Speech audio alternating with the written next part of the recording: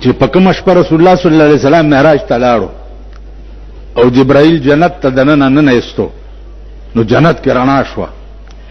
رسول الله صلی الله علیه وسلم فرمایل چې جوړ د خدای دیدار دی. جبرائیل ورته وی نه صبر کوه. وی دا سدي هغه مخامخ بالخانه کې ګوري ویلاو ولغه جنې او خندل چې تی ولیدي نو داغه د غاخونو رڼا پټول جنت پرې وته نو ټول جنت رڼا کړو. دا څوک ده؟ وستا مطلب چې الله کمی هوري ور کوي دا دغه خدمتګار ده.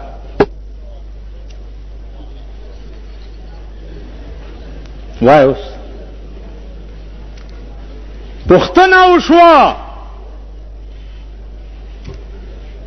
چې دا د جنت حوري به څنګه ای؟ الله ورته وای نور به په خپل وګورئ چې راشي ولا وكأنهن الياقوت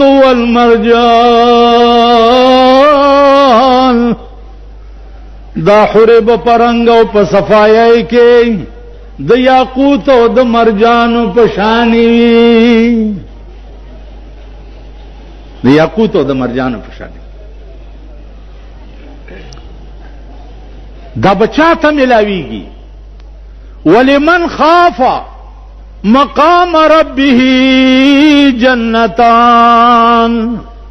په ګناه قادر شوی ګناه لاس له درغه او زړه کې دلراله چې د دې به خدای مانه تاسو ګیو تیرسته شوی چې تیرسته شوی. الله وای چې په ګناه قادر شي او زما د یاره ګناه پری دی دې سړی ته به په قیامت کې اعلان وکم چې 2 جنت مې ورکړه.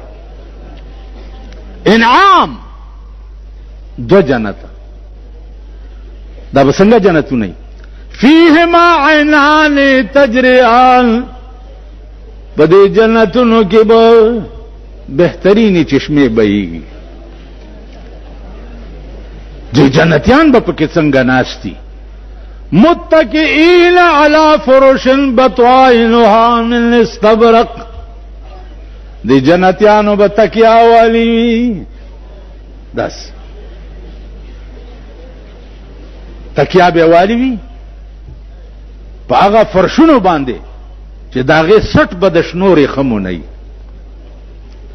او بیا وجن الجنتین دان.